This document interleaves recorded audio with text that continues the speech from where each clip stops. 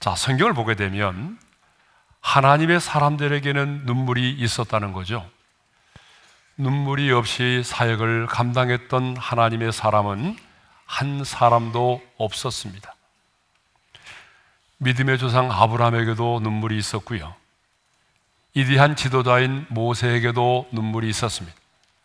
사도 베드로에게도, 사도 바울에게도 눈물이 있었어요. 특별히 시대마다 하나님의 마음을 품고 하나님의 말씀을 전했던 선지자들에게는 많은 눈물이 있었습니다. 대표적으로 예레미야 선지자는 눈물의 선지자로 불릴 만큼 매일매일 눈물을 흘리면서 하나님의 말씀을 선포했습니다. 또 하나님의 사람 다윗도 눈물의 사람이었어요.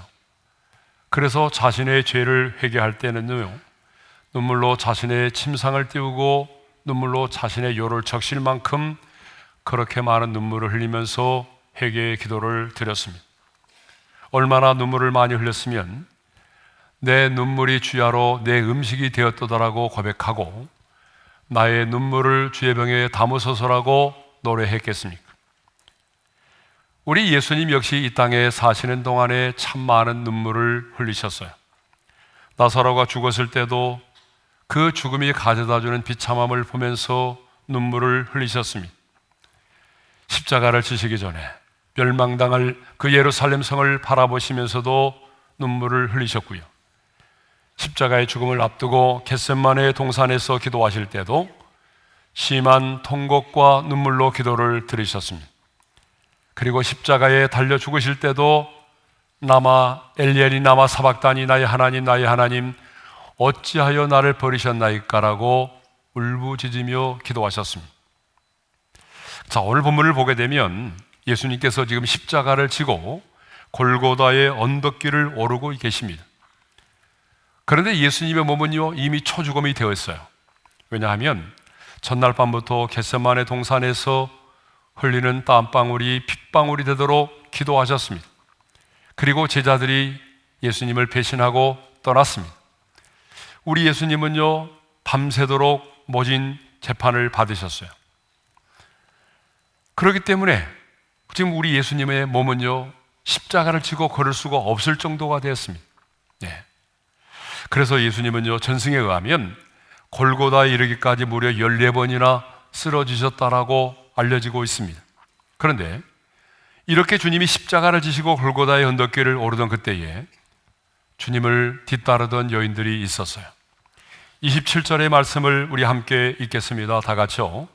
또 백성과 및 그를 위하여 가슴을 치며 슬피 우는 여자의 큰 무리가 따라오는지라. 막 가슴을 쥐어 뜯으면서 흐느끼면서 주님을 따르는 여인들이 있었습니다. 이 여인들 중에는 막달라 마리아와 그리고 야고보와 요셉의 어머니 마리아와 세베대의 아들들의 어머니도 있었고요. 예수님의 어머니인 마리아도 있었고 예루살렘에서 온 여인들도 있었습니다. 그런데 이 여인들이 십자가를 지고 골고다로 올라가시는 예수님을 뒤따르면서 슬피 울고 있었어요. 그런데 예수님은 돌이켜서 그들을 향하여 예루살렘의 딸들아 나를 위하여 울지 말라고 말씀을 하십니다. 28절 상반절의 말씀을 읽겠습니다. 예수께서 돌이켜 그들을 향하여 이르시되 예루살렘의 딸들아 나를 위하여 울지 말고. 여러분, 우리가 힘들 때 누군가가 나와 함께 아픔에 공감해주며 울어준다면 여러분 얼마나 힘이 되고 격려가 되는지 몰라요. 여러분 그러지 않아요? 내가 울고 있을 때에 누군가 내게 다가와서 내 눈물을 닦아주고 함께 울어만 준다면 그것처럼 위로가 되는 게 없어요. 그런데 주님은요 자신의 고통과 아픈 모습을 바라보면서 흐느껴 울고 있는 여인들을 향해서 주님이 말씀하십니다. 나를 위하여 울지 말라. 주님은 왜 이 여인들에게 나를 위하여 울지 말라고 말씀을 하셨을까요? 그것은 이 여인들의 눈물이 동정과 그리고 연민의 슬픔이었기 때문에 그렇습니다. 지금 여인들의 눈에 비춰진 예수님의 모습은 너무나 비참하고 처절한 모습이었습니다. 차마 눈을 뜨고는 볼 수 없는 너무나 참담한 모습이었습니다. 채찍에 맞아 온몸이 찢기고 더 이상 십자가를 치고 갈 수가 없어서 몇 걸음을 걷다가 또다시 쓰러지셨습니다. 그럴 때마다 로마의 병정들이 때린 채찍에 예수님의 등허리는 피로 물들어 갔습니다. 가시면류관을 쓰신 예수님의 머리에는 피와 땀과 눈물이 함께 흘러내려서 예수님의 눈망울까지 피로 젖게 했습니다.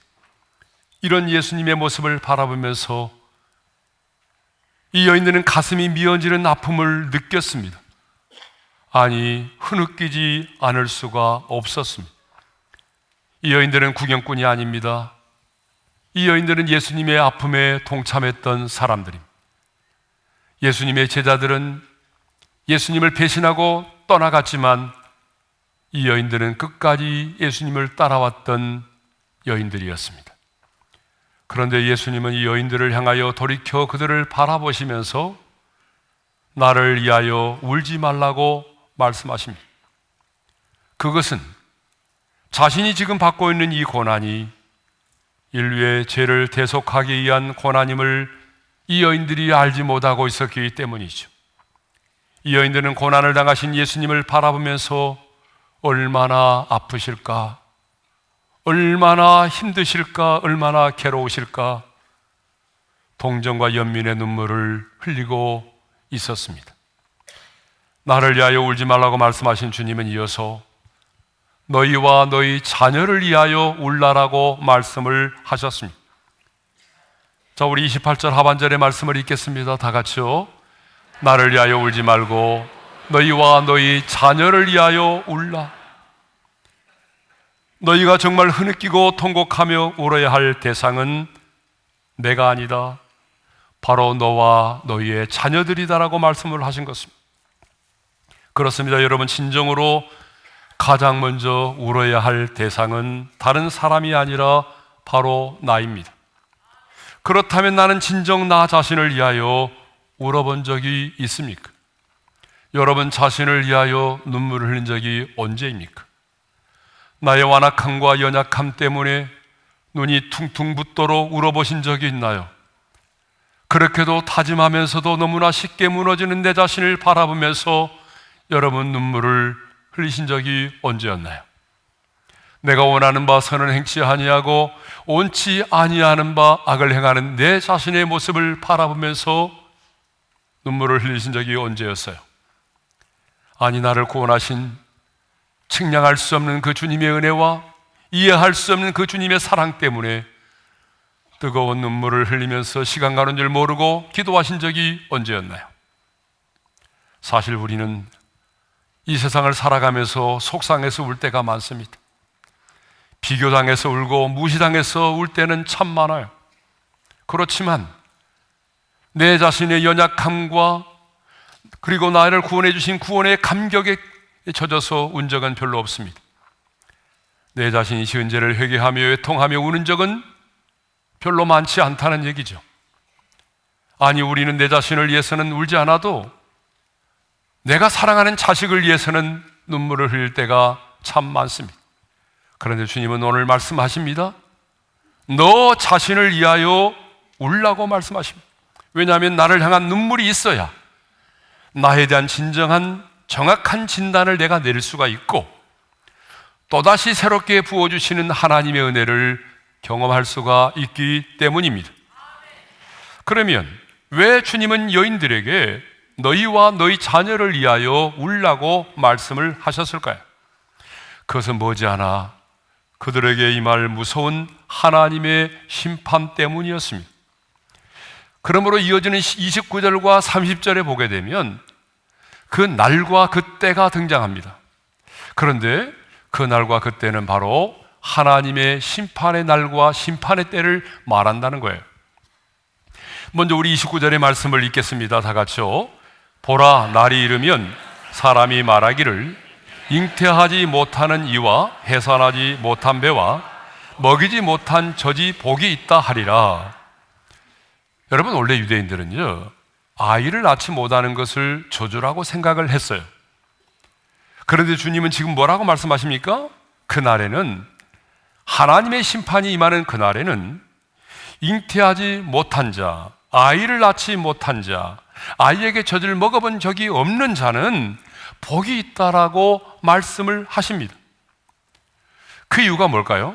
머지않아 예루살렘 성이 로마에 의해서 멸망을 당하는 날이 올 텐데, 그날에 젊은 자녀들이 전쟁과 굶주림으로 모두 죽임을 당하게 될 것이기 때문입니다. 30절에 이런 말씀이 있어요. 30절의 말씀을 읽겠습니다. 그때에 사람이 산들을 대하여 우리에 무너지라 하며 작은 산들을 대하여 우리를 덮으라 하리라. 예루살렘 성이 로마에 함락되는 그 무서운 심판의 날에, 그 심판이 얼마나 비참하고 잔인했으면 예루살렘 성 안에 있는 사람들이 이렇게 말할 거라는 거예요. 차라리 산사태가 나서 땅속에 묻혀 죽는 것이 낫겠다 라고 말을 하게 된다는 거예요. 얼마나 그 심판이 비참하고 처절했으면, 차라리 내가 산사태가 나서 땅속에 묻혀 죽는 것이 낫겠다라고 그런 말을 하게 되는 날이 올 거라는 거예요. 그런데 여러분, 어떻게 됐을까요? 예수님께서 말씀하신 이 심판의 예언은 정확히 40년 뒤에 성취가 되었습니다. AD 70년 로마의 디도 장군이 대군을 이끌고 쳐들어와서 예루살렘 성을 완전히 포위했습니다. 모든 도로뿐만 아니라 모든 물자가 공급이 중단됐어요. 성이 완전히 포위되니까 여러분, 그 성 안에 있는 사람들이 서서히 굶어 죽어가기 시작했어요. 절기를 지키기 위해서 그 성 안에는 100만 명이 넘는 사람들이 모여 있었습니다. 사람들이 죽어가기 시작하자 사람들은요, 그 시체를 성 밖으로 던지기 시작했어요. 그래서 성 밖에는요, 수많은 시체들이 쌓이기 시작을 했고, 나중에는 시체가 썩어가는 냄새가 악취가 진동했다는 것입니다. 역사가 요세푸스의 기록에 의하면 너무나 배가 고픈 나머지 돌아가면서 어린아이를 잡아먹었다라고 알려지고 있습니다. 마침내 5개월 후에 이 성은 완전히 함락되었고, 당시에 예루살렘 성 안에 있던 사람들 가운데 9만 7천 명이 포로로 잡히고 110만 명이나 되는 사람들이 그 성 안에서 죽었다라고 알려지고 있습니다. 예수님을 잔인하게 죽였던 예루살렘은 이렇게 엄청난 심판을 받은 것입니다. 왜 예수님께서 너희와 너희 자녀를 위해서 울라라고 말씀을 하셨습니까? 그들에게 임할 엄청난 심판을 아셨기 때문이죠. 그런데 성도 여러분, 예수님은 지금 오늘 이 시대를 살아가는 저와 여러분들에게도 동일하게 말씀을 하신다는 거예요. 너희와 너희 자녀를 위하여 울라. 여러분, 예수님은 그 시대의 사람들에게만이 아니라 오늘 이 시대를 살아가는 우리들에게도 동일하게 말씀을 하십니다. 너희와 너희 자녀를 위해서 울라라고 하는 것입니다. 그렇다면 지금 여러분은 내 자신과 내 자녀를 위해서 울고 있습니까? 아니, 나는 왜 울어야 합니까? 첫 번째 이유는 나와 내 자녀가 살아갈 이 세대가 이전의 세상보다 너무나 악하기 때문에 그렇습니다. 여러분, 디모데후서 3장을 보게 되면 말세에 어떤 일이 일어날 것인지에 대하여 아주 구체적으로 예언하고 있습니다. 주님 오실 날이 가까우면 이런 일이 일어날 것이다 라고 말씀하고 있는데요, 우리 한번 말씀을 읽어보겠습니다. 다 같이요. 사람들이 자기를 사랑하며 돈을 사랑하며 자랑하며 교만하며 비방하며 부모를 거역하며 감사하지 아니하며 거룩하지 아니하며 쾌락 사랑하기를 하나님 사랑하는 것보다 더하며. 여러분, 이 예언의 말씀처럼 우리의 자녀들이 살아가는 이 세상은요, 이전의 세상들보다 훨씬 더 돈을 더 사랑하게 될 것입니다. 그리고 감사하지도 않을 것입니다. 노골적으로 하나님을 대적하는 세상이 될 것입니다. 음란함과 동성애와 각종 중독과 그리고 개인주의와 이기주의와 잔인함과 폭력 등이 일반화될 것입니다. 제가 얼마 전에 미국에서 들었는데요, 미국 뉴욕주 같은 경우에는 학교를 다니는 학생이요, 저 오늘 남자지만요 오늘부터 여자가 될 거예요 라고 말하면 부모의 동의 없이 곧바로 호르몬 주사를 맞을 수가 있습니다. 나중에 그 사실을 알고 부모가 따지게 되면, 항변하게 되면 자녀의 인권을 유린했다는 이유로 부모가 처벌을 받는 그런 시대가 되어버렸습니다. 요즘 뉴스를 보게 되면 뉴스 보기가 겁날 정도로 우리 청소년들의 절도와 집단 성폭행, 심지어는 교사를 폭행하고 마약과 살인까지 상상을 초월한 청소년 범죄가 날로 급증을 하고 있습니다. 여러분, 우리의 자녀들은 지금 하나님이 없다라고 말하고 하나님의 이름을 모독하고 하나님을 대적하는 자들에 둘러싸여 있습니다. 이제는 동성애가 아름답게 미화되고, 그리고 내가 사랑하는 사람이라면 같은 성을 가진 사람도 가정을 이룰 수 있다라고 생각되는, 그것이 대세가 되는 세상 속에서 우리의 자녀들은 살아가고 있습니다. 이전의 시대와는 상상할 수 없는 그런 악한 시대에 살아가고 있습니다. 영혼을 죽이는 수많은 게임과 음란물에 우리 자녀들은 노출되어 있습니다. 그래서 학교에서는 무신론에 입각한 교육을 또한 받고 있고요.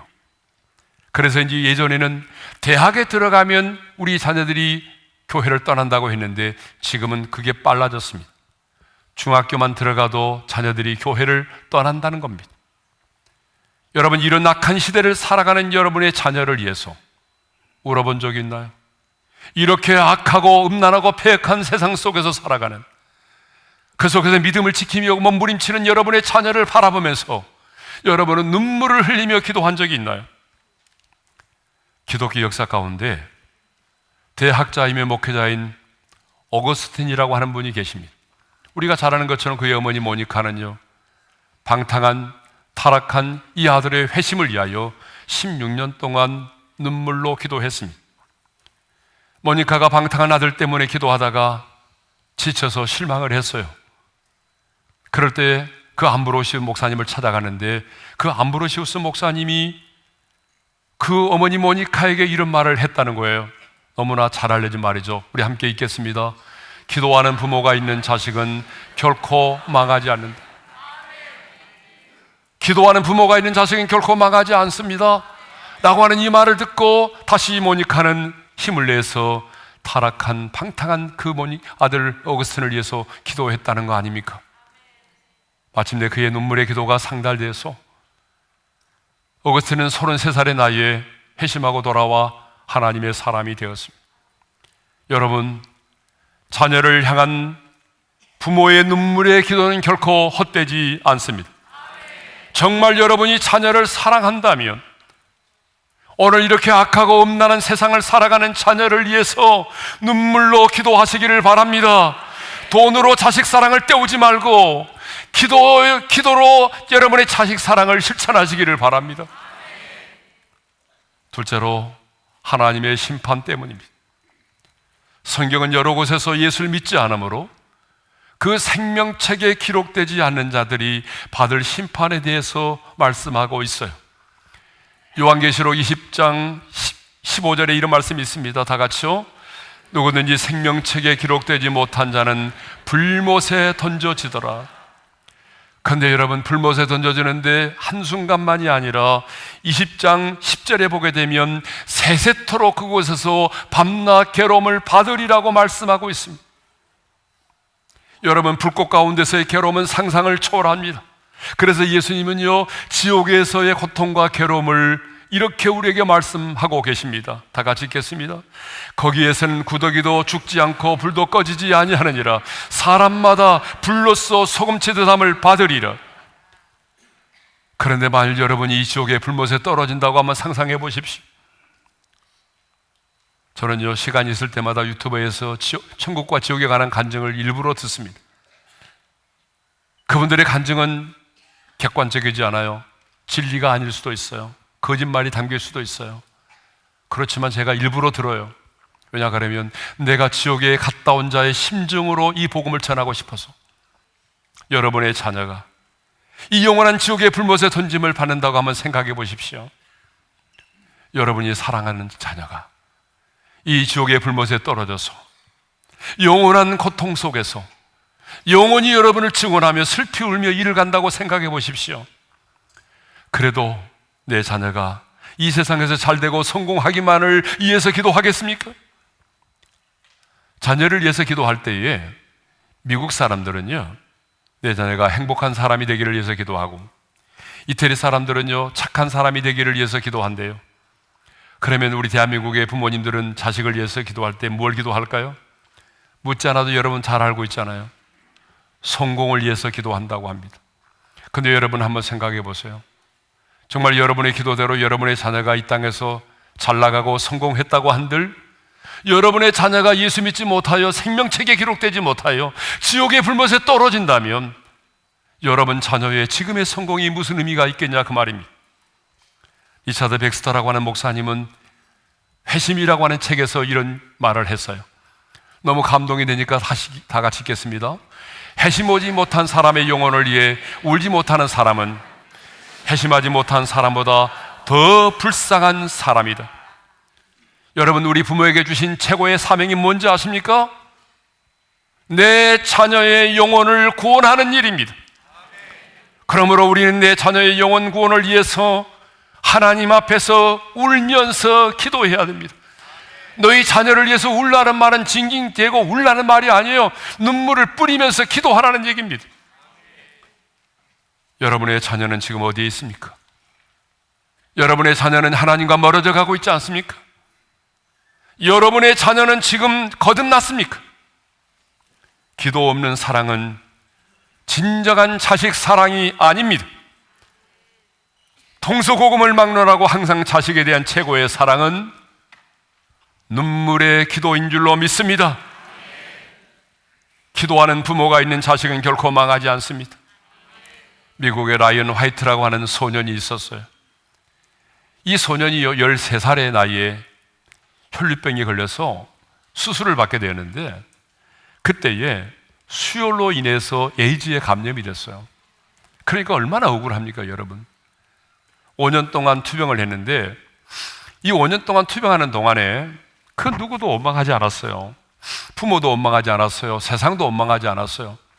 그 내용이 매스컴을 타면서 그 당시에 대통령도 찾아오고 유명한 가수들도 찾아왔어요. 5년의 투병 끝에 이제 18살의 나이에 이 라이언 화이트라고 하는 소년이 세상을 떠나게 됐습니다.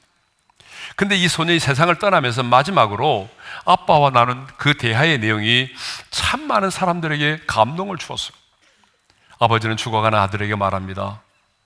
아들아, 미안하다. 나는 아무것도 너에게 해줄 것이 없구나. 아빠가 더 이상 어떤 것도 줄 수 없음을 용서해다오. 그때 아들이 죽어가면서 이렇게 말했어요. 아니에요. 전 지금 많은 것을 받았어요. 아무도 아빠가 제게 준 것을 준 사람이 없었어요. 아빠는 내게 천국의 열쇠를 주었잖아요. 예수님을 소개해 주었고, 예수님을 믿게 해 주었고, 말씀을 통하여 영생을 얻도록 해 주었잖아요. 아빠, 사람은 누구나 다 죽잖아요. 저는 조금 일찍 가는 것 뿐이에요.